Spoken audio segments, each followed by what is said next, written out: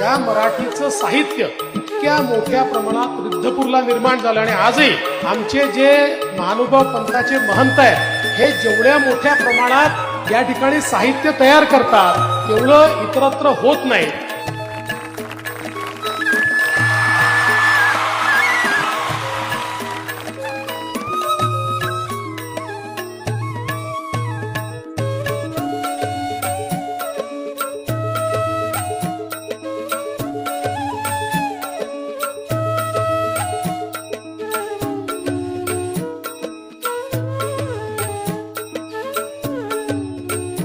ईश्वर जो असतो तो आपले खरे भक्त शोधत असतो.